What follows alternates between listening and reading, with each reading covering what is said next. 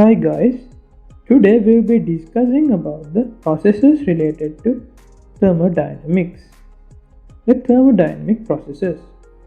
We'll be discussing about the isobaric processes where the pressure is constant, the isovolumetric processes where the volume is constant, isothermic processes where the temperature is constant, and also adiabatic processes, but here nothing would be constant.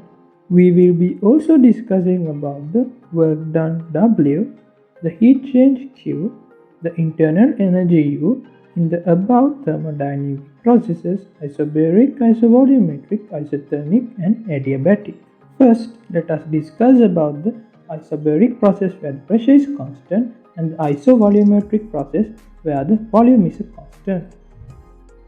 In the first graph, we can see that the volume has been expanded, but from the process 1 to 2, there was no pressure change. So this process is an isobaric process. In the second diagram, we can see that the pressure is increased from the process 1 to 2. But the volume is a constant, so we can see this is an isovolumetric process.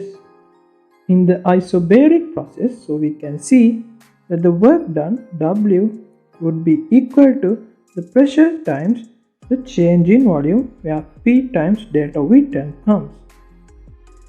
And here the internal energy change would be delta U, which would be equal to Q minus W. Also in each situation we can write the generalized function for the internal energy delta U, which would be equal to N times Cv times delta T. The delta T is the change in temperature. In here, the pressure is constant. So we can see that the heat change Q would be equal to N times Cp times delta T. This is only to this scenario, not applied to the rest.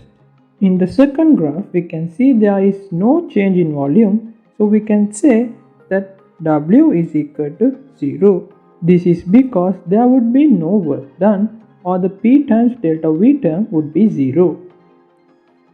Now when we talk about the internal energy delta U, this would be equal to Q.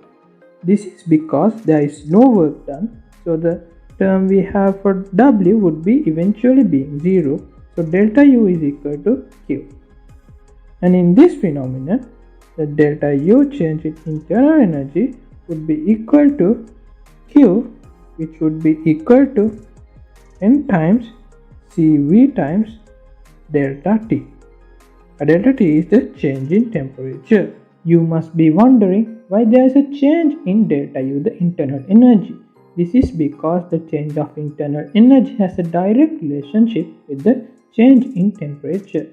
So when the process happens from state 1 to 2, there would be heat added to the system and the system would gain kinetic energy or the energy to the gas. So the pressure would tend to increase in this situation. Now let us discuss about the isothermic process where the temperature is constant and the adiabatic process where there would be no constants.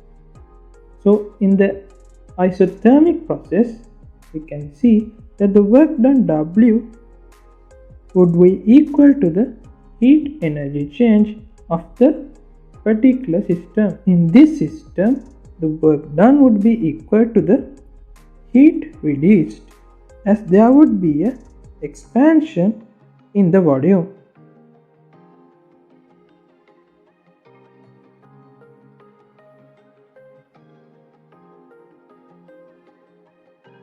This relationship happens because the internal energy delta U would be equal to 0. Because the internal energy has a direct relationship with the temperature and the temperature is a constant here, we can see that the work done W would be equal to the heat released, as the internal energy delta U is equal to 0. So in this situation, we can see that 0 would be equal to Q minus W. So the heat change Q would be equal to W. And also we can derive the equation where W would be equal to nRT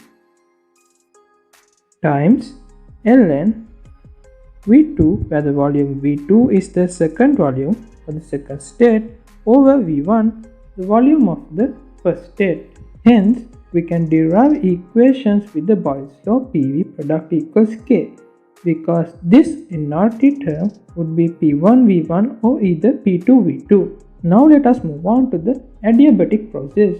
We can see from process 1 to 2, there would be an adiabatic expansion. This would be the isothermal curve and this is the adiabatic curve.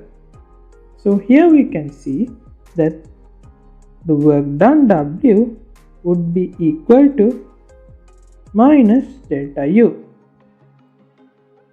And also we can see that this is because when the heat change Q equals 0, so when this happens, delta U would be equal to minus W. So we can see that work done W is equal to minus delta U. And also we can derive the expressions for work done W is equal to minus N times Cv times T2 minus T1, where this is the change of temperature.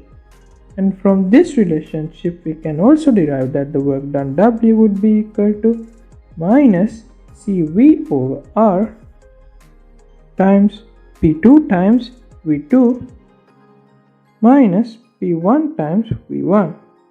This is because we know the general expression PV is constant, where PV would be equal to nRT. So this is it for the processes related to thermodynamics. The equations we have solved here would enable you to follow problems related to thermodynamic processes. Thank you for listening.